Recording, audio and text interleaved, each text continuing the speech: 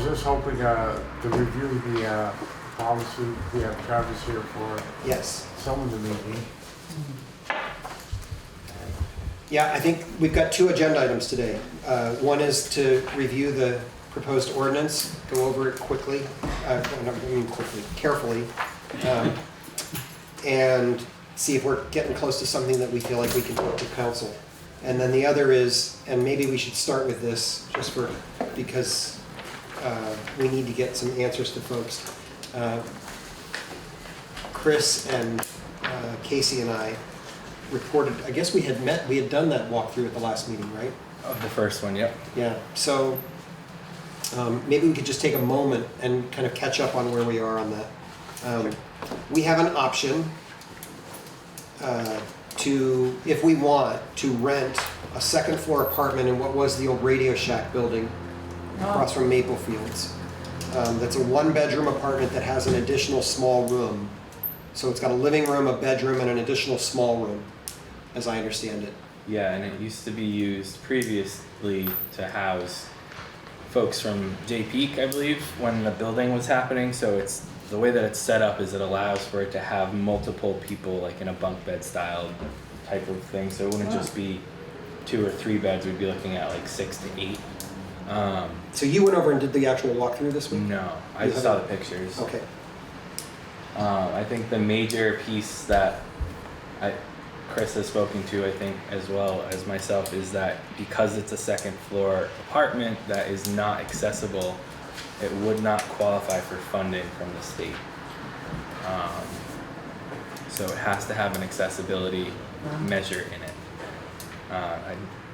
To my knowledge, there's not a lift or anything in there. So. Yeah, So- the state, I think it would allow some funds to be applied for making things accessible, but it's a 6-month lease. It's not a very good use of money, right? To outfit an old apartment building with a lift or something like that. So I don't believe that that would necessarily align with what OEL wants to see. So the building is managed by Magog Rentals, and they would be willing to rent it for somewhere in the neighborhood of $1,000 to $1,200 a month, including utilities. So, it's a reasonable price, but they need an answer fairly quickly. They'd also be willing to sign a 6-month lease. So if we don't want it, they're gonna clear it and clean it and list it again immediately. So Kitchen and 1 bathroom. kitchen and 1 bathroom, and no washer dryer. So, I think the conversation that it brings up, from my perspective, we should do names. I'm not sure everybody here knows everyone. Should we just pause for a moment to do names? I'm Rick. I'm the mayor in Newport. Just go around the circles. Neely Bryant, case manager, North Country Hospital Emergency Department. Casey Winterson, Director of Economic Community-Based Services at NEK-TV. Travis Bingham, Chief at Newport. Travis Gaines, the administrative head of school at United Christian Academy. Me, Pastor Larry Wall. Kevin Charbonneau, I'm the council. I'm Melissa Mosley, Assistant Director, Journey to Recovery. And I'm Chris Mitchell with AHS Field Services. Oh, well. So, I guess, here are the questions in my mind. I feel committed to trying to work with whoever we have to work with among the various social service agencies and community residents to get some kind of an option stood up as quickly as possible to make sure that there's a place for people to go this winter when things get really hard. Hold on please, Adam. If we choose to use that location, we probably have to do it without support from the state, which doesn't strike me as impossible. You're talking about going out and trying to raise $15,000, maybe $18,000 for a 6-month project to try something out. And we maintain control, if we do it that way, over who gets to stay there. One challenge of taking state money, in addition to the fact that it's not accessible wherever we end up, is that if we take that state money, then the state could choose to put someone else in there if they're desperate from some other community, and we lose the option we've tried to create. Tell me if I'm misspeaking here, please, Casey. Well, so the state, we would depending if NECA was the one operating or not, it would all come through NECA, and there would be eligibility factors, but it does allow for the possibility of if somebody's homeless from another community, they could come here as a part of, if there was opening in that shelter space. And once they're here until they've got another option.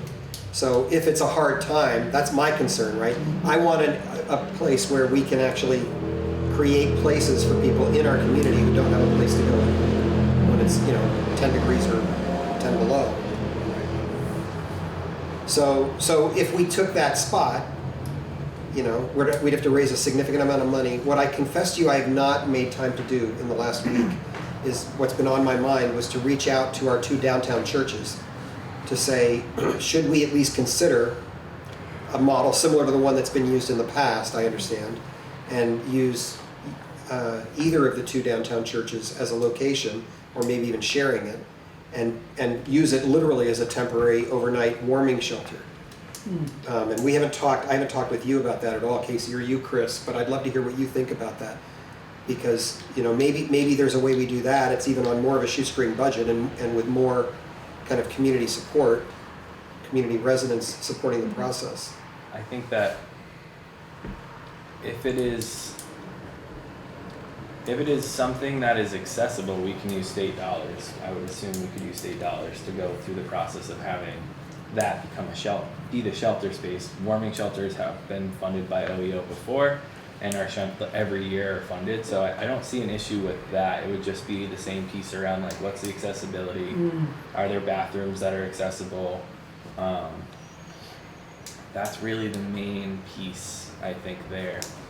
And are there other locations, if not the churches in this community, that there is a big open space or room that we could utilize.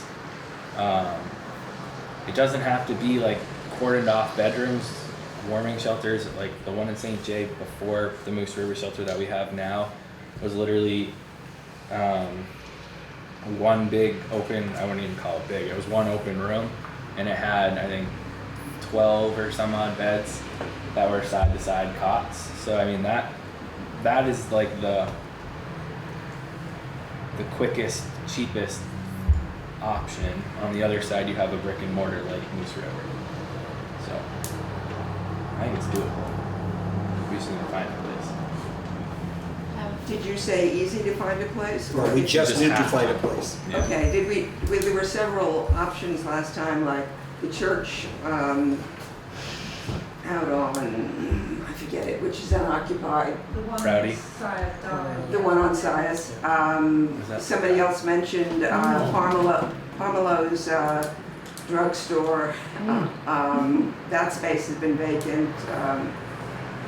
He's very generous usually, and if he knew that's what you wanted it for. Is that the old CVS? I'm sorry? The old CVS. Oh, CVS. Well, Yeah. okay. Yeah. You're talking about the Walgreens. Oh, the Walgreens, right The downtown. CVS building is. Oh, okay. Yeah, I was thinking it's the CVS on Derby Road. No, the Derby one Road. right downtown is what Okay, she's- this one. Yep. I don't know, some other vacant buildings along Main Street. I know one of them is horrible, so we get that. I thought there were some other vacant buildings. That church on Size Avenue. Oh, what about Family Dollar? Did anybody check that? Family Dollar's not gonna be an option. It's just way out of our price range. I've had enough conversation to say with confidence that's not an option. That's the problem with CVS. Yeah. Yeah, that's the ideal location. Churches in Derby, So the only challenge I just want to highlight, and I think that this could be maybe a conversation that you and I could have more offline in more detail, but when we leave the downtown district, we lose the downtown police force. And not to throw any shame or shade at the VSP, but it has been very difficult getting responses from the VSP to Moose River on things that you wouldn't think it'd be difficult to get responses for. So Yes. that's just an operational side of things, because there is another location that actually is pretty much ideal. It's that church on the corner of Prouty. yeah, that's, Yeah. Pam just mentioned that one too, That's, yeah. so I've looked at that pictures wise. I've talked to another community partner that's looked at it, and I mean it's perfect. It's literally everything that it needs to be. But it's that same piece of like the response is really that's our biggest challenge at Moose River right now is if somebody, and it's not the VSP's fault, it's very much the legislature and what VSP's allowed to respond, like how they're allowed to respond to folks that are in mental health crises. But when there are things also, they just, they cover a very large district and they only have so many troopers that can, work a specific shift. So sometimes even if they are going to respond, we've had 45-minute plus wait times. So while we're throwing out options, are there any other options that people want to put on the table? Yeah, what about the bottom of NEK? I remember going there once and it was a little training room or something down there. Not anymore. It's where our food shelf operates. It's full. And it's staffed, so it's full. It is chock-a-block full. Yeah. I wish we could put it. But Adam? Do you have an open dialogue with the governor? Because you could just order the National Guard No, we're not going there. to bring the connexes that are already insulated, that are surplus, and we would have to pay for shipping. Okay. Now we have insulated connexes and set them up wherever you want. And it's, turn it on and it's warm. I think in the long run, there may be possibilities there.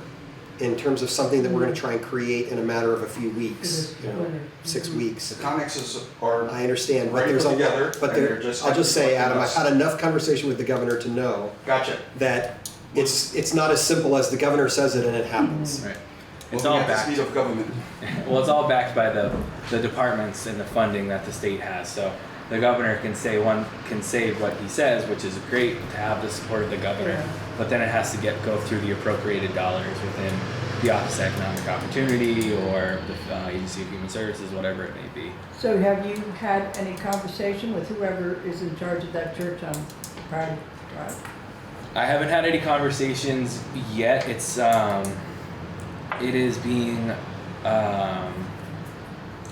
leased by, or I don't know who the person is, but Jim Campbell's office is the one that's holding it. So I was able to check it out on their website, and I think that the concerns for us are really like if we were to pick up the Moose River site and move it, that would be what we would do. We would probably not put it in the same place based on the response, like how responses are. It's really a hard factor. So that's just thinking about what that looks like, and we can't pay for like security to be in those buildings. That's not something that we've been funded and we've asked before, but could it be something where we are able to contract with the PD, for instance, to be the responders or at least have a phone number to the PD? So that's more offline, I think, but those are just some of the percolating ideas if we were not in Newport downtown. What about the store or restaurant, or it used to be a bar underneath where the new Thai, Joe Warren's building. You're talking about the old dugout, Joe Warren's building. yeah. Yeah, the problem with that one is it's been chunked up into about 13 storage units. So it's no longer one large room, it's all these little individual storage units. What about the old nursing home across from the hospital? Yeah, we've had this conversation. We've had it. I've gone a couple rounds on this Yeah. one. I think one day it could be. Yes. One day it may be, but it's it needs a lot of work to get open. The only other thing, this is a big swing, but is the old Needleman's space. I mean, if there's not a prospect for right now, could that be our winter option? It's, again, also the right place, the right size. We could fit the windows with the right things to make it more private than it is. I know it's right in the heart, but it's close to all the services. What's interesting about that is I don't know if Newport lease will expire because that's a building that's owned privately by the state. But Carol Needleman would be supportive of that. Current what? Current what? Who owned? Oh, so it's owned by the state. Right. It was never, that one was never condominiumized. Then if I think Needleman's that- lease is still intact, then Carol Needleman would get a voice in this, and she would be supposed to. No, that's what I'm saying. It's not condominiumized. That space was leased by Needleman's, not owned. Yeah. So the state now owns and controls that space. Well, they owe us one. They do. Yeah, The governor said he I think it's worth would and be it's, it's an responsible. interesting conversation if we're talking about a 6-month option. So, it's worth, here's what I'm hearing. I'm hearing that there are a number of different possibilities that we ought to explore, and we shouldn't let the need that Elia and Magog Rentals has to move quickly push us into saying yes on that building. We should take some time and be more thoughtful. Is that? Right. Agreed. And as to the exploring or knowing funding needs, I'm on St. Mark's Vestry, and I would certainly take that to them as a, how much could we come up with? Would we And come I up do the with? same with our church, and I think a lot of, like, knowing most of the pastors in the churches here, none of them have the ability to house people in their Right. buildings. But if we got a thing going, Yeah, I'd get up and let's receive an offering for such and such, and or make it. we would contribute, I would commit our church to contribute finances toward that project, and I'm sure others would too. That's really helpful to hear. And I think if we, for a church, for a basement of a church, for instance, if they were able to commit the space, Our basement has it only would a furnace be- in it. The idea would be that it'd be a warming shelter, so would, if they commit the space every night for the winter months, it very well could be a pack up the cots, put them in a corner, unpack the cots, take them out, put them out, and do kind of a roll over every day. I think that would be something that we could probably put forward to the state that they might be willing to entertain. Again, the space has to be Yeah, accessible and that's, whatnot. knowing the different churches and designs that they have. Yeah. That might be a really good option.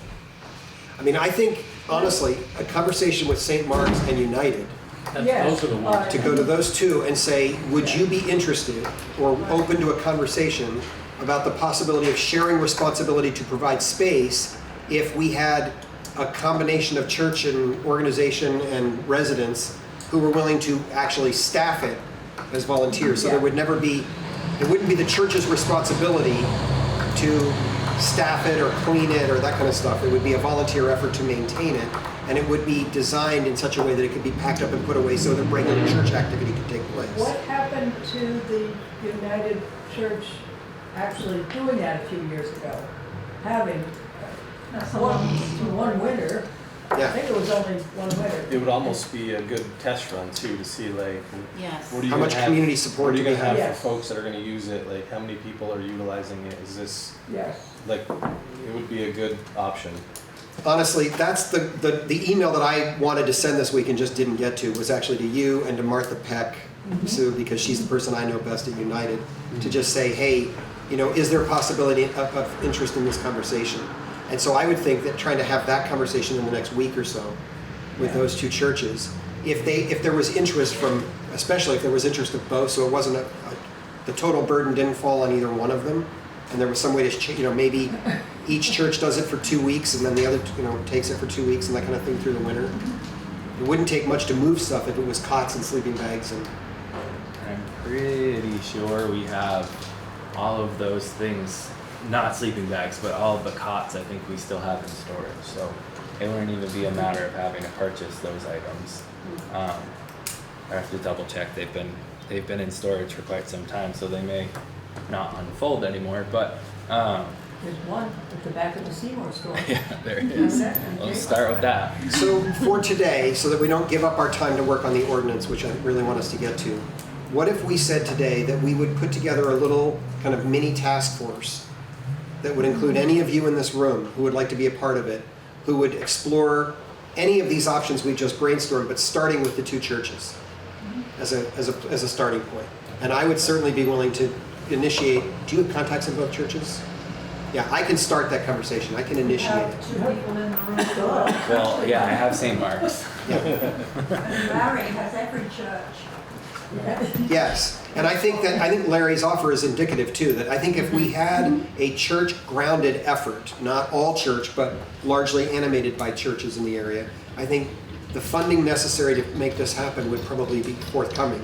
Yeah. I also think people in the community would step up and give. I think so too. And I can front the question as a preliminary to some of the state funders and see if this kind of idea of a a moving shelter space that shares all like different basements, if that would be something that we could entertain, if they'd be willing to entertain. I've never had that conversation before, but it's worth the shot to ask. So who would like me, when I send those emails, who would like to be on that little mini task force? Pam, Adam, Sue? Would you do it too? Thank you, I'm already, No, I'm just meaning to get me into the conversation with St. Mark's. sure. Emergency lunchtime. Anybody else want to be a part of that? Larry? And Chris and Casey, I'll include you in this obviously anyway, so. Anybody else?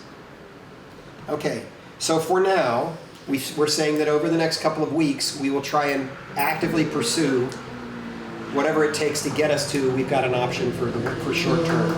And I'd say that's our high priority, and then as soon as we begin to feel that coming together, then we maybe put together another group that looks at the long-term prospects for the nursing home or something else.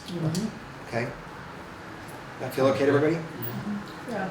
I definitely think it will be a good, if we can make that work, it will, like Chief said, it would be a good kind of litmus test of where we're at in Newport and how we're gonna, how it will be operated. One thing to think about is that it would be ideal, because neither of those buildings has a shower in it, right? Neither United nor St. Mark's. I don't know quite how yet, but it would be really ideal if we could work out a place where people could go to get a shower. So, yeah, Adam? Reconnect the shower by the harbor. There's a shower head with no shower running to it. Indoor, outdoor? Indoor, the bathroom, That's true. there's a shower outside. Really? I That's, didn't know that. that's Yeah. not gonna work in the wintertime though, that's all. Oh, that's not heated or, yeah. All right, Boiler.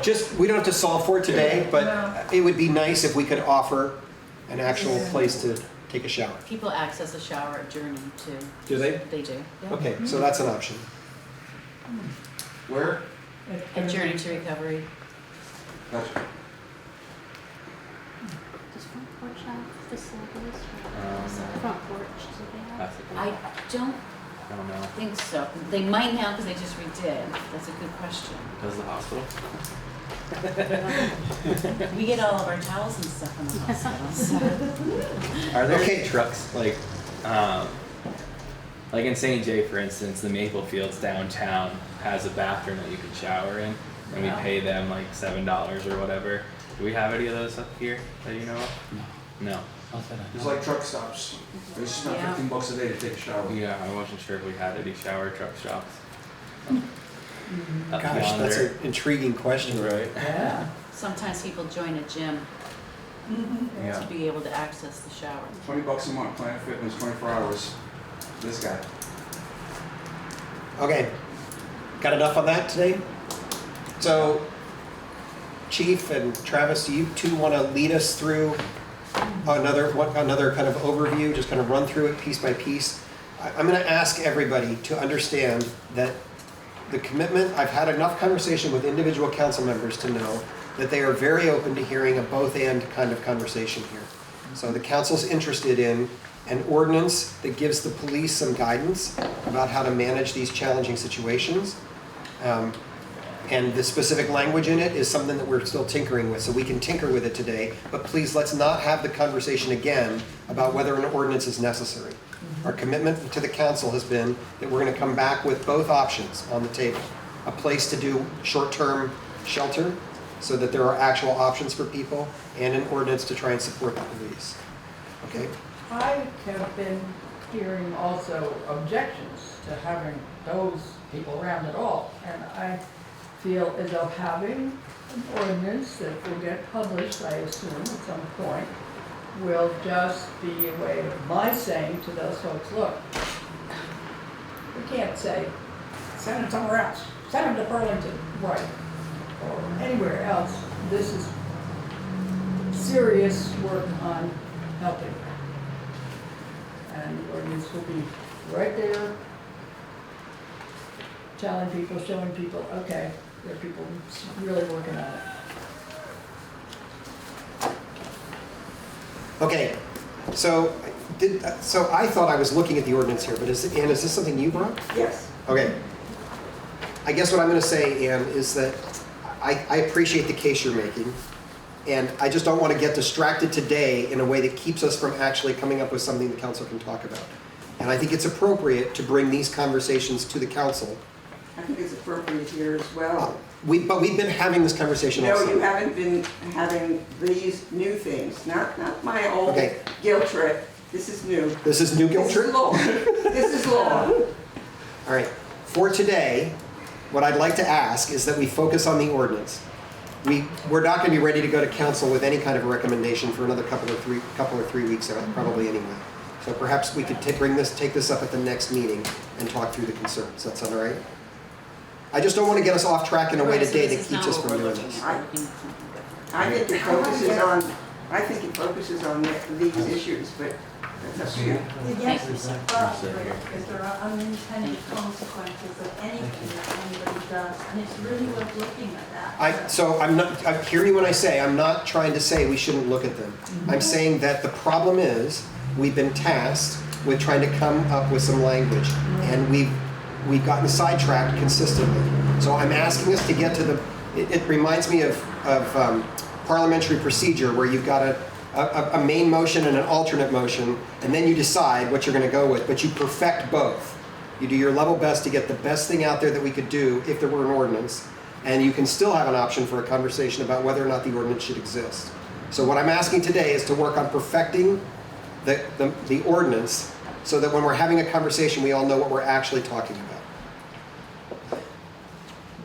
Being that I haven't seen this before, I don't know what's in it, I would prefer to look it over before discussing it. Great. And so your point is well taken, that we can take this up at the next meeting, giving me time to study it. Fair enough. Me neither, obviously. I haven't read it either. Yeah, So, Okay, so today, we'll have the Travises lead us through another round on the ordinance. We'll do our best to come up with language that feels acceptable, and then we'll come back to this conversation 2 weeks from now.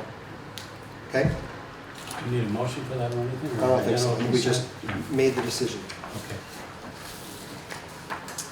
All right, let's jump in. So the purpose and intent of this, right, hasn't really changed since the beginning.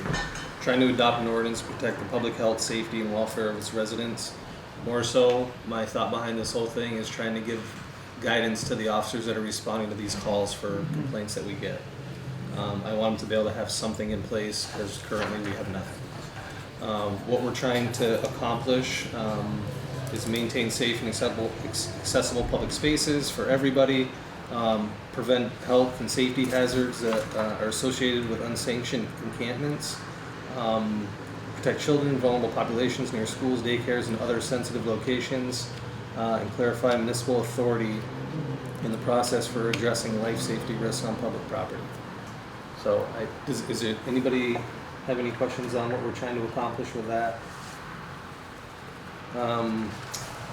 This is what we're not trying to do, and I think this is important because I feel like this gets stigmatized when the police try to make an ordinance like this, right? We're not trying to criminalize homelessness or penalize individuals solely for lacking stable housing. We're not trying to displace anybody involuntarily without due consideration of shelter availability, outreach efforts, or service coordination. My thought behind this ordinance when this first happened was the exact conversation that we just had, right? That's the first time in 20 years since I've been a cop here that we've had a conversation about a warming shelter. Maybe Casey and Chris have had these conversations, right? But it's not been a public conversation that we've typically had, right? So if we can get to that point, that's success. Prohibit peaceful use of public spaces unless specific health, safety, or access conditions are compromised. Undermine the dignity of individuals experiencing homelessness, poverty, mental illness, addiction, or trauma. And we're obviously trying to get a balanced approach with everybody that's at the table here when dealing with these situations. Any questions from anybody on that? Very good. We defined, you know what, encampment, public property, sensitive location, life safety hazard, pretty self-explanatory. Anybody have anything on that they want to bring up? I would like to point out that an encampment, as defined, includes all of the Prouty Beach sites, the tent sites and the RV sites. Right, that's the definition of encampment. That's just a definition of it, what it is. What encampments are. Right. Okay. Yeah. Well, It also says in the second bullet point, unsanctioned encampments. Under ordinance seeks to, that's what we're trying to do. Prouty Beach would not be an unsanctioned encampment. why is it being treated any different from other encampments? Because they're unsanctioned and they don't have city approval to just throw a tent up anywhere they want. And why does the city sanction some sites and not others? I guess that's a question for I'm the sorry? city. The public pays for the use of the campground.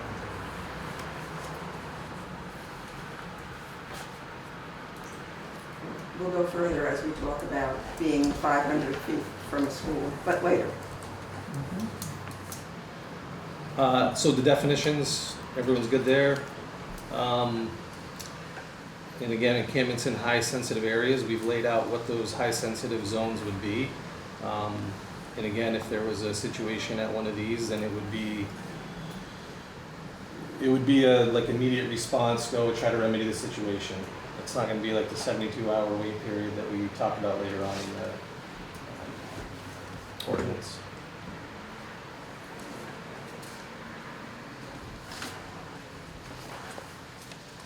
(3B) talks about life safety and hazard zones. Transportation infrastructure corridors, flood-prone environmental risk areas, high-traffic pedestrian obstruction areas, fire and combustion hazards.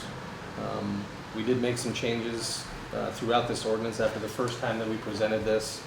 And under fire and combustion hazards, we put anywhere ranging from 1 to 20 pounds because people do tend to use the like barbecue propane cylinders that you would see on a normal gas grill to use for heat. So we made sure that's in there.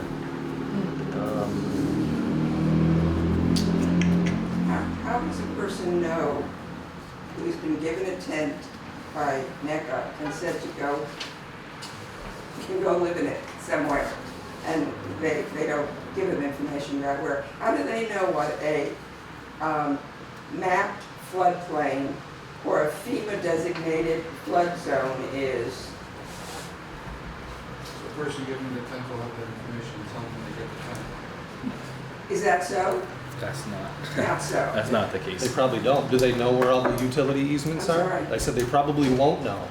Right. Will they know? So- Will they know so- where all the utility easements are? So don't you think there should be a commitment on the part of the people who are advocating for this to let people know where the mapped floodplains are, where the FEMA designated flood zones are, so that they don't wind up taking their little kids and their little, and a few Sure. pieces of furniture or whatever they have, and their backpacks and whatever. And the first place they land, and then go get groceries or something, is that floodplain. And then the police come along and say, no, you can't be Right. here. Yeah, I think So that's. then it's like, where can I move to? And NECA doesn't have any choices for them, no places, let's say. Yep. And they have to move to another tent site, and they say. Or they go to the housing shelter. That'd be a There good option. isn't a housing shelter available. Well, there might be. That's what we're working on. Or there might, no, that's what we're working on, is a heating place for them in the middle of the winter. Yeah. We don't have any other places for them. So the question is, where do I go, sir? I'm Yeah. understanding this is a floodplain, Yep. and you want me to move, so tell me where to go. Where can I set up my tent? I can attach the flood zone to this ordinance, that's not a problem. I have maps downstairs that lay out the exact floodplains for all of Newport. As well as, what did you say, the Utility easements. easements? Yeah, I'm sure Tom has all those as well. And that's probably a 50-page document, I have no idea, I've never seen it. My thought would be like, if tents are being handed out, for people to go tent somewhere because they have no other option, that they would get a copy of this ordinance and say, hey, look, here's an ordinance for the city, right? Like, these are the rules that you have to follow if you're gonna have a tent somewhere, right? And then have those attachments in there. You're going to have the floodplain attachments, the FEMA attachments, and the It's a ton of info. Do you think? Right, which is why I don't think that's a useful response to it. And in my own opinion, the answer is not, that's not the answer. The answer is that the people who are in positions to try and be supportive have some level of familiarity with what the possibilities are. And you can't police, because I think that's the right word, where people are going to set up. But if they're in an inappropriate area, we can say this area doesn't work. And when they say what area does work, that's where the hard work happens, right? I don't have an answer to that question yet.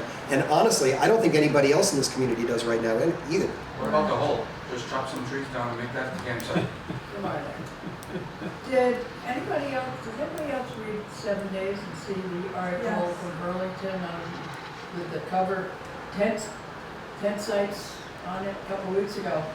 There are two guys underemployed by Burlington, whose job it is to kindly, compassionately go from site to site and to keep track of where everybody is. Is that something we should be talking about in the long term? Where do we get the money for somebody who has that job, is trained to do that job? That's just a social worker. At any rate, and does a good job of, those guys mediate when there are little campsite disagreements and, a lot of social work. The presupposition is that there is a place to put the tents, and that's what this is against, so. Casey, is it possible? We haven't, Is that doable we to haven't distribute got this? a place. I think it's They have doable. just one place now. Yeah, I think it's doable to give the ordinance. I Well, think are you still actively giving out tents? not currently. We currently, not to my knowledge, have any. But that's not to say that we wouldn't, especially as it starts to get cold again. I think I'm in the same place. I think that what the mayor just said is like, I think it's a really hard conversation of where do they go? Where is it okay that they can go? And so far, in both of the major communities that I've worked on, a plan with, there's not been an answer for that, and it is a trial and error. And oftentimes, it may be a thing where the person is on a place that is technically a no-go zone, but there may not be a reason to remove them. So like there are some folks that I can think of in the St. Johnsbury community that are within FEMA designated areas right along the river. And as long as their site is clean and kept clean, they're not necessarily bothered. And if we see if we see a large storm, NECA takes it upon ourselves to send our coordinated entry staff out to do outreach and engagement of like, hey, we don't know what's going to happen with this storm, but this is a place that does tend to flood. So, I mean, it's hard. I can't imagine the city wanting to say like, here is a parcel of land on which you can camp. That seems like a pretty difficult ask. But Is that being discussed? That's not the At call. all? That's not It even. is not currently being discussed. No, and like to me, it's like that's not even the point of this, right? Like that's not the call that I get at the police department. The call I get at the police department is, hey, there's a tent set up over here. Okay, let me look. Are they in violation of any of this? Nope, they're good. They're good. Okay, cool. They're all set. Or nope, they're in violation of this. Okay, we're gonna go have a conversation with them and we're gonna move them along. We just had one last Move night. them along to where? Wherever. I don't know. But that's the We don't know cruelty of either. it. Is it So, that the Okay, so second part of there it? still has to be rules Yeah. that you have to follow. You can't just put a homeless shelter tent encampment up wherever you want, just because Yeah. there's nowhere else to go. Like But- that, you can't. But it's, Isn't this analogous? Say that again, Right, like Chris. you can't just build a giant, I mean, this is unrealistic, but you can't build a 10-story garage in your backyard, I imagine, right? You can't have an open market farm somewhere in a city limit, right, that people are complaining about. And I know that, not to be too much of a reductionist, but we're talking about a similar sort of concept here, right? It's like, there are rules that folks have to follow, and I do agree and wish that we could map out, or the city could map out, but I think it's been clearly articulated that the city is not going to do that. But if a group of volunteer citizens wanted to put their brains together and develop some sort of map or ideas, I think that would probably be, I won't speak for the city, but maybe welcomed, right? but we can't just keep saying, you're not following any of these rules, but we have no alternative for you. Well, so We're just saying to go be away. fair, that's not what we're saying. We've spent 3 months, more than 3 months now, saying Yeah, we are trying to have a variety of conversations at the same time, Yeah. none of which are perfect. A warming shelter isn't a perfect solution. Yeah. Even a long-term transitional housing situation isn't a perfect situation. And this isn't perfect either. We have a very difficult problem in any community. In fact, if anything, Newport is experiencing the lightest weight version of that problem yeah. of any place in the state right now. Yeah. I know because I just spent the morning on an hour-long conversation with my colleagues who are mayors in other cities Yeah. who are really wrestling with this. All we're trying to do at this point is say, we know it's not perfect. We want the police to have some kind of statement, some kind of policy that can guide them. And I want them to have it at least as much for the protection of people who are without homes as I do because I'm concerned about whether or not they're in the right place, right? That matters to me. I don't want just whatever mood anybody's in on a day that they're trying to enforce something, or whatever experience they just had is going to impact what they say or how they're going to respond to somebody. So I want to suggest that we allow ourselves to get through this document because we're having the same conversation we've had all summer.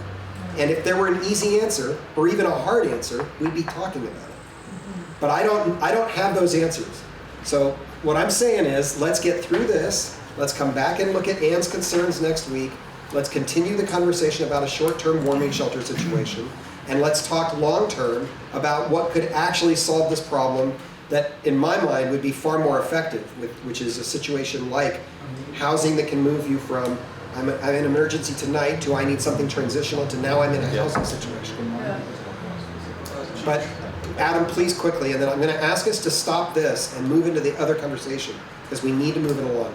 Chief Travis, do you know who owns the old flop house? It's empty. The old what? The old flop house. I don't know what you're I don't talking even know about. what that is. where? So, I mean, It doesn't matter, please. It's not the point right now. You guys are getting away So let's go from back the to where we matter were. at hand. And continue with the conversation about the ordinance. Yeah, so that's 3B. 3C talks about public health and safety factors that are all bullet pointed on there.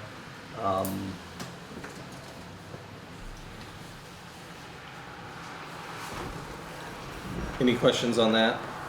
I physically don't have time to read this word for word, so. Yeah. And this is literally the same document that we had from the beginning, Yeah. except we changed everything that was recommended to be changed on this version. Maybe just hit Are there the changes. specific concerns that you guys want to talk about? Because I'm assuming everybody's read it. So I know one, and I think you had brought this up under the, not that I want to skip ahead, but this is under 3E enforcement, right? Refusal to vacate may result in civil citation or arrest in accordance with this ordinance and Vermont statute, okay? So this is a civil ordinance, right? The only thing we can enforce out of this ordinance is a civil penalty, which is a fine, right? However, if I go to someone's private property and they're refusing to leave, that's trespassing. That's an arrest. That's an arrestable offense. If I go to an encampment where there is drugs, that's a criminal offense. If I go and there's disorderly conduct, if there's threats, any of that stuff. So that language is in there based on that, right? Like Yeah. this, the only enforcement out of this is a civil penalty. That's, That's Should the it only. be and or? It could be, I don't know, I'm just, yeah. and or, because right now, if you read it, it's like, has to be a violation of both. Right. I And don't yet, think, neither one could be, so. I don't think an arrest has any part, or should be any part of a civil ordinance. You just said that that cannot be a penalty that you receive for a civil ordinance. The only thing you can get is a. That's not true though, because Section 5. if I go to someone's house, that someone's camping on private property and the homeowner doesn't want them there, that's trespassing. This is Yeah. public, Right. but this is. I can issue them a fine Of and then I course. can arrest them. Of course, Right. that's a crime. It's But prohibited this is and for, or. I'm It's sorry. a violation of the statute. It says this is a regulation of encampments in public areas, basically. Certainly, private property is a sensitive area, so arrest should not be a part of this at all. The only thing that you can, I agree with you, the only thing that a civil ordinance can do is give you a civil penalty. The only arrestable Fine. offenses in section 5 are outside of the scope of the ordinance. You're refusing a lawful order, any other criminal behavior that's already penalized or prohibited under a state or local statute, and obstruction of public safety personnel or infrastructure. So it's all, none of it's public encampment. No, and those are already I laws was, that are I on. was looking at 3E, the last sentence in it, Yeah. where it says, refusal will vacate may result civil. And I think it said in accordance with this ordinance and Vermont statutes. It should be and or Vermont statutes. But Don't make arrest, that combination of the two. refusal to vacate for a civil ordinance, the only thing you can get is a civil penalty, a fine.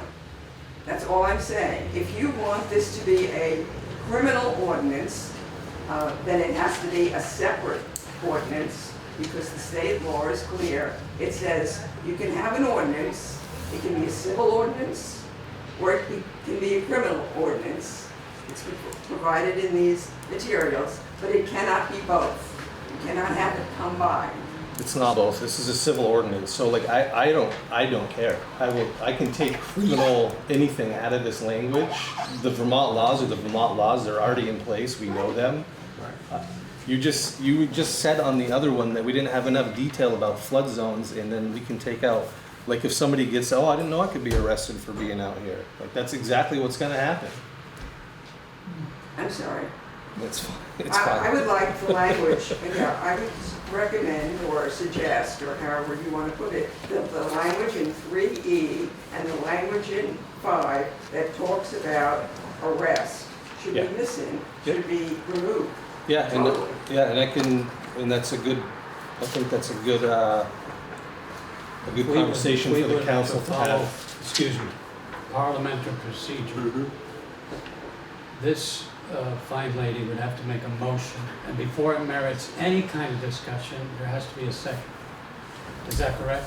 You're the parliamentary. Yes, if we were following parliamentary procedure, Oh, that's but we're what not doing that. we haven't been. Okay, I'm sorry. So I guess what I would I'm say out of is, order. you know, the truth is that we're not, I mean, Travis and I have had this conversation numerous times. Nobody is anxious to put our police department in the position of trying to arrest someone because they're located a place we don't want them to be.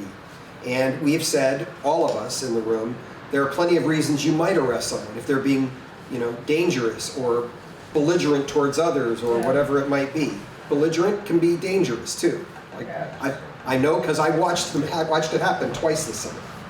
Right, where people felt threatened by someone. It was real. It wasn't made up. So, you know, in that way, I suppose it doesn't matter. You know, no one's interested right now in trying to enforce a criminal, a trespass order on public property. And so, you know, maybe this is a place where we just leave the question, let the council discuss it and make their own decision.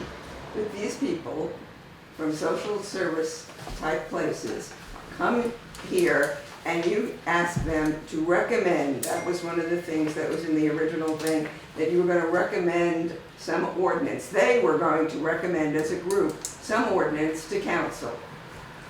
Now, why would they recommend an ordinance that would include having people in Three things. sad away that. situations arrested? Reserved only for violation of Vermont statutes. These are people that have never been homeless. And that way, you're not limiting to three things. You're saying you're gonna only be arrested if it's a violation of Vermont statutes. Yeah. And You're that saying way under you section include 5? Alcoholism Were you and, open? yeah. So instead of limiting it to three, you abide by Mr. Strello's request and open it up to violation of the law. And specific city ordinances. And I would ask that you get rid of that language in 3E as well. You don't need it there if you're going to just mention that a person can be arrested for a crime somewhere else. I think that Kevin's suggestion probably works, doesn't it? To just include that language in both. Reserved happens only if there is violation of Vermont statute. And get rid of 1, What's 2, and 3. What is the difference? Vermont statutes Well, no, enforce like. you're limiting it to the three things there, you know. Right, no, I get that, And I think by just doing Vermont statutes, if the laws change, Right, we don't even have to look at the ordinance. It changes with the laws. okay. And it gives you guys, you know, a subject that you're already familiar with. Yeah. And I would assume that, like, even prior to this even making it to the council, this is all gonna be vetted by the city attorney. I don't know, to figure that out. I'm trying really hard not to turn to high-priced attorneys Yeah. to make every decision for us. So, you know, there is a certain level of common senseness. You have a free attorney, didn't you? Well, No, I'm not an attorney, Yeah, I'm that's right. retired. anyway, yes, we would probably have them at least look it over and say if there's anything here that looks really inappropriate, please say so. Yeah, that one I gotta see, yeah. Right, yeah.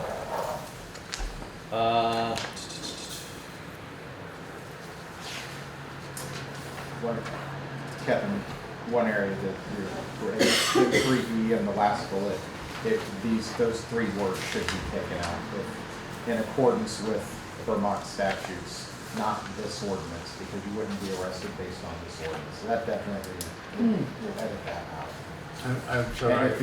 so those three words definitely come out in the third bullet point, refusal to vacate may result in a civil citation. If you were gonna keep the arrest language, it needs to say, or arrest in accordance with Vermont statutes, not. It accomplishes the same thing you were suggesting. Yeah, Right, so we yeah. could still pull it out, that's an option that was put on the floor, but those three words definitely have to come out. Yeah, for 3E. Yeah, So where's it coming out? Accordance and eliminate I'll do the Yeah. word ordinance? Yeah. Just take out the words "this ordinance and," Yeah. Right, so it would read in accordance with Vermont statutes. that'll take care of that. Yeah, and then for section 5, getting rid of 1, 2, 3, and reserved only for violation of Vermont statutes. Can I suggest that there is no Vermont statute, I looked at the Vermont statutes on crimes just yesterday. There's none that suggests that it is a crime to refuse to vacate. That's There's correct. no yeah. crime. So they could be arrested or cited for a violation of Vermont statutes. So So a violation of anything, simple as all. So you're saying the Violation of- language should be, refusal to vacate may result in civil citation. Where are you looking? Are you in 3E still? 3E. No, 5. Oh, no, Oh, you're looking at 3E. Sorry. Refusal to vacate may result in civil citation, period. or arrest in accordance. with Vermont statutes. No, there isn't any Vermont statute that talks about the refusal to vacate. No, but if they find drugs on the campsite, or That's a there's separate other issue. That's criminal not issues. for refusal to vacate. But you want to give guidance to the police that these are You're the not only doing it. reasons that you're going to make an arrest in this situation. Yeah. Yeah, I think it's not an either or situation here, Ann. I think what's being proposed, in fact, makes the point you're trying to make, which is civil citation is what would happen in the event of a refusal to vacate. And there may be an arrest in accordance with Vermont statutes. It's not that there can't be an arrest when someone is being asked to vacate, because if there's some state statute that's being Telling you violated. there isn't. I looked at all the criminal. No, I'm saying there are statutes. plenty of statutes that may go in conjunction with, we have this person in a place that's not appropriate, and there is activity or behavior going on here that is in fact a violation. Or arrest for crimes in accordance with Vermont statute. I'm almost wondering if, to your point, refusal to vacate may result in civil citation, period. New bullet, an arrest may be made in accordance with Vermont statutes, so that they're two completely separate items and not But following. you're threatening an arrest in a civil ordinance. The language of arrest should not occur in a civil ordinance. You can do a criminal ordinance if you want to, and, threaten arrests. Maybe we'll do that one next. Well, I don't have any problem with your suggestion, if you really are making it in seriousness, to say in that 3E, refusal to vacate may result in civil citation or arrest for crimes in accordance with Vermont statute. Because my point, honestly, where I see this coming back to bite us is when someone who is not housed refuses to move, is in some way doing something that endangers themselves or others in a serious way, and they end up getting arrested. And then we're fighting about whether they were arrested for homelessness or they were arrested because they did something that was not appropriate, according to state statute. So if that's language you're comfortable with, I would be fine with that. Does that make sense? Yep. So if you want to put the words for crimes. Or arrest if a crime has been committed.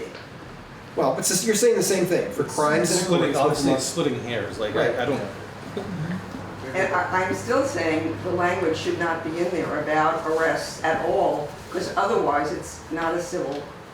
No, it is still a civil document. And the reason that it matters is because this is exactly the battle we're going to have in an open city council meeting if someone gets arrested, right? And so what we're doing is simply spelling out there are a variety of things that can happen here. We're going to ask someone to move on. If they become hostile or they're doing something that endangers themselves or others, there is absolutely the possibility of arrest, like there would be anywhere. So we're simply stating that as a fact because it's a fact that exists. But it's not a part of the civil report. Whatever. I think, I've heard your point. I disagree. And I don't think I'm the only one who disagrees. No. And I know there are a couple of people in the room who would agree with you. But I don't know how to get to what we're trying to get to, Ann, because I want... You need to threaten people with an arrest. It's You've not got a threatening. civil ordinance. It's not threatening with threatening arrest. anybody. It's just saying these are the variety of things that may take place. That's all it's saying. It's like when you get pulled over and then they find drugs in the car. You have just cause to talk to the person because they were trespassing, and you find crack pipe. So if he's breaking the law, he's breaking the law. That's But a the reason why separate you, issue. Okay. the reason why you talk to the guy in the first place is because he was trespassing. Okay, I think we've got language that can work there. yeah, Travis and I will work on putting some language in there and you guys can Great. like it, exit, do whatever. Okay.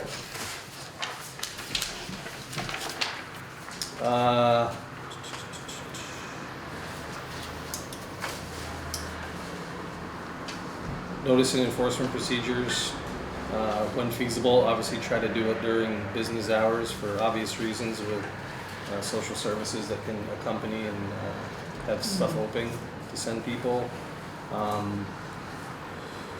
Non-emergency violations, just says written notice, at least 72 hours before any action is taking place. Social service will accompany officers when possible to assist. Just the timing of removal actions. This is daylight hours, 7 a.m. to 7 p.m. on business days. Yeah. So So I think, yeah, I mean, I think we can take that out. I guess we can, would it be business hours? Or Yeah. Because like after 4:30, we don't have an on-call service. so for maybe NECA, for we instance. just try to do like an 8 to 4:30 or something like that. I think if you consider NKHS's mobile crisis, though, that's where I think we have to make sure we have all the social service providers, because to your point, Casey, like NECA might not be available, but we know BART is doing homeless street outreach now, and NKHS might be up for doing mobile outreach too. So I don't know, just something to consider when developing the hours, because it could get tricky if there's only a small window. Can you guys help me find that? Where are we looking? Section 4A. Yeah. Is there any way that we could word that, I mean, organizations change their hours all the time. You don't want to have to be revising this statute over and over. Is there any way that we can, Just put word that where, daytime business hours, or yeah, would that work? And I think that if you word it in that sort of way, it doesn't hold any, like, for instance, if NKHS starts doing something and then they don't have staff so they can't keep doing it at that time, like, or NECA changes our hours for some reason, like, I think during daytime business hours would make sense. That would hold all of the pieces kind of in one. yeah, I mean, because the whole point of that is compassion and safety. You don't want to be getting people at 3 a.m. and making them Right. move somewhere, and it's not safe for the officers or the people involved to be doing all this stuff in the car. I think 8 to 4 or 8 to 5 would be fine. Okay. That feels like a.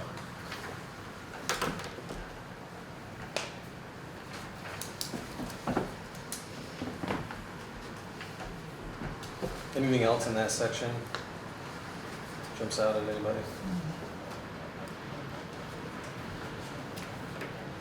I do think that if somebody does an analysis of all of the ways that it can be an emergency, not an emergency, give notice, not give notice beforehand, that it's very hard for a person to figure out what of the situations they're in when you define what's serious enough to warrant no prior notice to remove, what requires some prior notice, and when are you going to be removed immediately. I think it's very unclear. It would be great if something really listed. These are not emergency situations. These are, life-threatening or life safety situations. Yeah. I think that's spelled out, isn't it? It is. Maybe would it be feasible, like if NKHS or the NECA are present at a removal, would it be reasonable for you guys to have an ordinance and talk with the officer involved to just highlight for the person, this is where you're afoul of the ordinance, so they have it, they can refer to it later? Yeah, I think ultimately it'd be the officer that would be doing the highlighting. Yeah. But we could help process that with them, I think. And I think, that would give them something clear in their hand that they could go back. They don't have to read the whole thing, they can look at the highlighted sections. So you're leaving it up to the officer to decide where we are, whether it's highly sensitive, whether it's life safety and hazard. Or trust the officers in making all those decisions in law. Okay. Adam? Rick said something. Sorry. Oh, sorry. NECA, I was going to just reiterate, if you're gonna have like a social worker, Ken knows everybody, and once Ken walks on the scene, that's Ken. So like this, people behave. Yeah. Chris, go ahead. Yeah, I think that down in St. Johnsbury, that's sort of the model that's used is often a combination of service providers and whoever has the best rapport or sort of falls more into their expertise. So if it's substance use or mental health, it might be NHS, chronic homelessness, it might be NECA, et cetera, et cetera. So yeah, I think ideally it will be a team of folks, and we know that some people will not want to engage, while others may be really grateful to have an opportunity for services. So. Usually, I mean, thinking kind of riffing off of what Chris said, if St. J PD is gonna go do a post of a site, it's a conversation that's kind of happening in an email beforehand, where we're all kind of having a conversation of planning for that. And then oftentimes what NECA will do is we'll actually go out ahead of time and let them know, like, just so you know, this is coming up. And then if they're not there, it's posted, and then they come back whenever they come back, and it's the expectation is that they follow it. But I think that this would just be, like Chris said, a good way to highlight like community collaboration between us and KHS and the recovery. Like, I think oftentimes when we're responding in St. J, it's all three it's the recovery center, it's NKHS, and it's NECA. And then it's the PD, whether it's St. J or it's the troopers. We've had DOT there before when it's underneath the bridge.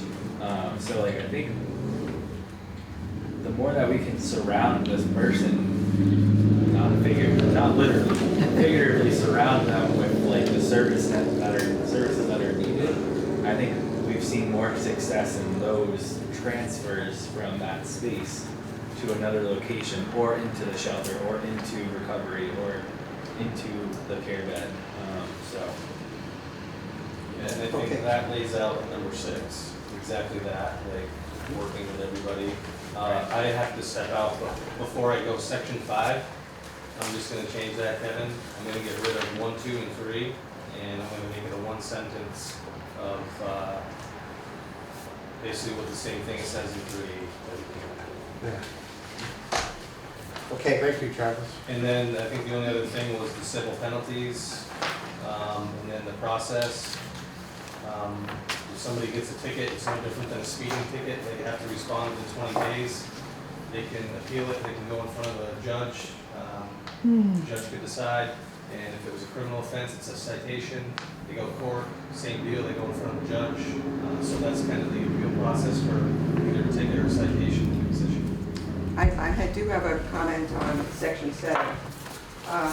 It says the city may waive or reduce penalties.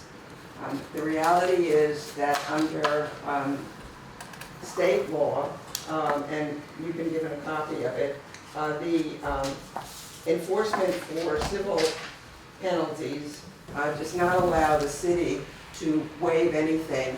If the city begins this process and it goes before whatever it's called, the Judicial Bureau, the person who's sitting may hear what the city says, that it can do whatever it wants to do. So all the city can do is may suggest to the judicial authority that penalties could be waived or reduced. They have no power once the process begins. Well, that's in not doing it. that's not completely true. If I give you one civil ordinance violation for this and you did it again, so instead of issuing you the second offense, I could issue the first offense again, which is $50. So instead of doing 50, 100, 300, I could give you 50, 50, 50. You cannot change the waiver penalties on the amount that's in there unless it's approved by the judge, and that is done at court. However, the officer has discretion to issue. If I pulled you over for speeding, I don't have to write you for 20 over, I can write you for 10 over if I want. So there is some discretion there. If they were voluntarily. You gotta go, Travis. I Thank do. you so much. Yeah, I'm gonna be late already. Sorry. Really appreciate it. Thank you. Travel, take the rest of the notes. I have what I had on there. Yep. I'll do a re-up. And then I think we're done messing with this. I can bring it back to, I guess have I'll one email. last mess. We'll talk about it after Travis leaves, because he's gotta go. I'll leave it for you and Kevin after we come up with it. Thank you. Okay, Thank you thanks. all. Appreciate Thank you. it. Thanks for all your work on this. Yep. I have a question. Go ahead. People don't, they're homeless. They don't have $50.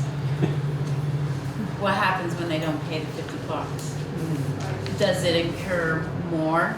Do we get more, like surcharges? Is this gonna be racking up by next year? Now you're gonna owe, are you gonna get rearrested because you don't pay that $50 fine? That might fall under the enforcement would cause undue hardship. Okay.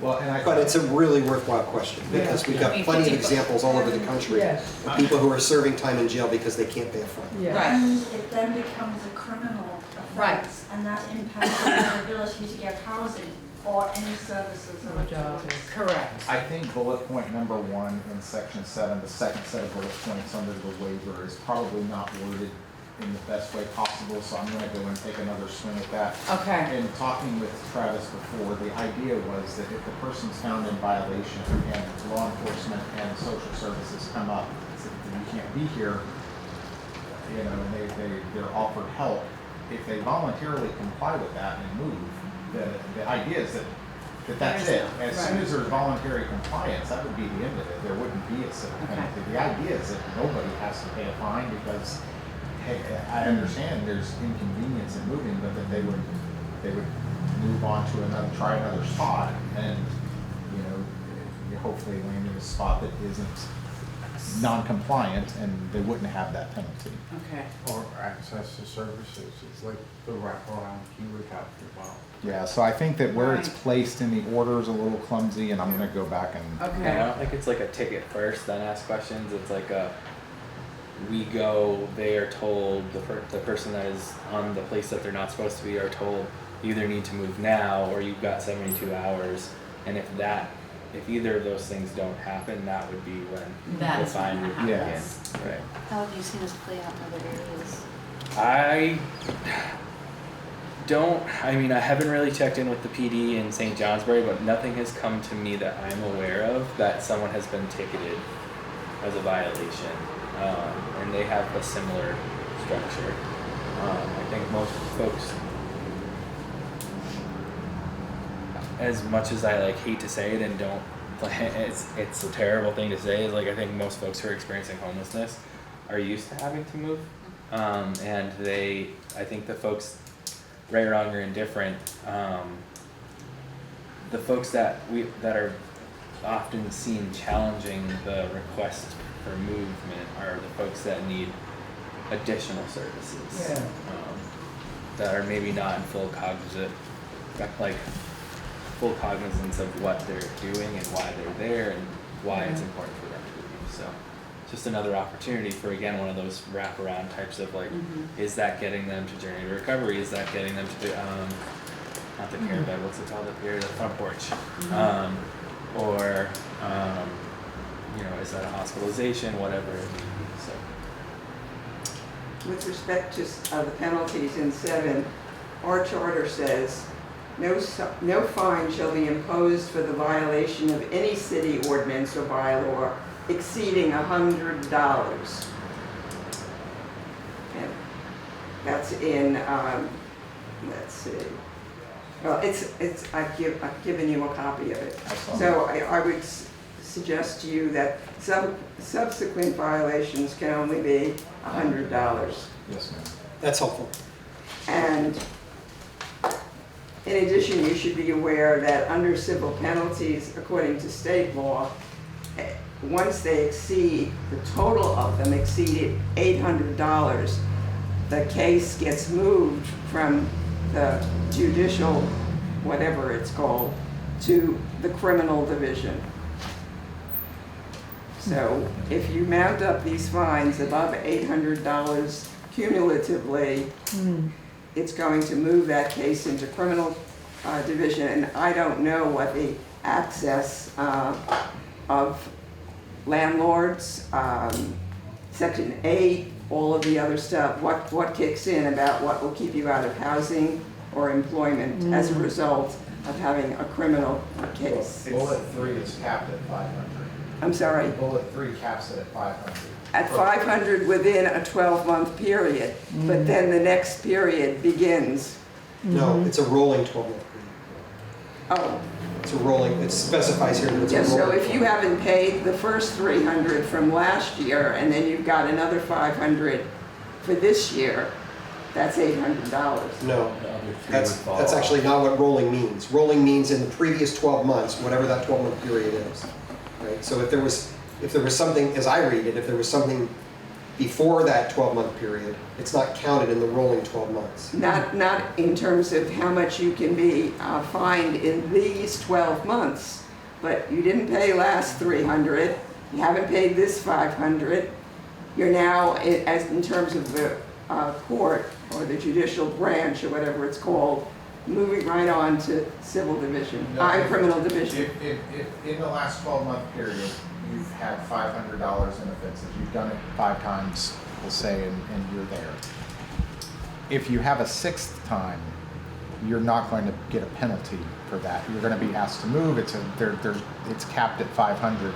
As soon as one of them falls off and you get your 7th and you're at 400, you're going to get another penalty and back up to 5. You'll be maxed out again. There's lots of people that are pleasant, but they're not all there. Is that the nice way of saying it? Yes. And they're not gonna be able to comprehend, like, I'm not making fun of the kid, but they'll show Yeah, their let's not get snow. specific, please. Okay, so, there's a person that'll shovel the snow and say, thanks for hanging out with me, and walk away before you even pay. But there's no signs that he's not all there. So I'm bringing to people's attention that you can give somebody a fine, and by the time you leave, they forgot what this paper's for. But there's no signs of them not understanding what's going on. So you can charge them all you want. They're not able to comprehend what's going on. I understand and they're pleasant that, and well-mannered.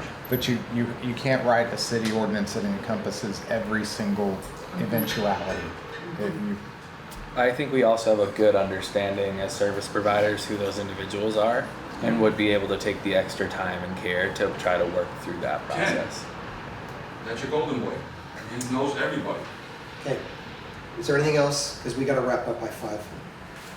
I can have these changes done before the end of next week. So. Great. So our next meeting, we're going to come back and we're going to just basically present the final version. I do not see us trying to get deep into working on the document itself. We'll have a substantive conversation about the concerns that Ann is raising after everybody's had a chance to read the document carefully. And we will hopefully have some options or possibilities to put on the table around warming shelter options for this winter. Would it be helpful if I highlighted or made the text a different color in those sections that the changes are actually made so we can... Sure. Yes. Okay. Just to make sure it's the 25th at 3:30. 25th? Yeah, is that right, everybody? 25th at 3:30, I think. Go ahead, Larry. I just wanted to apologize for zoning out. I forgot completely that right at the outset, you said that we weren't doing parliamentary procedures, but I zoned out and I got back into my usual mode. And I apologize. No to problem. Ann. Yeah. There are moments when parliamentary procedure really matters. We've been trying not to unduly limit the conversation.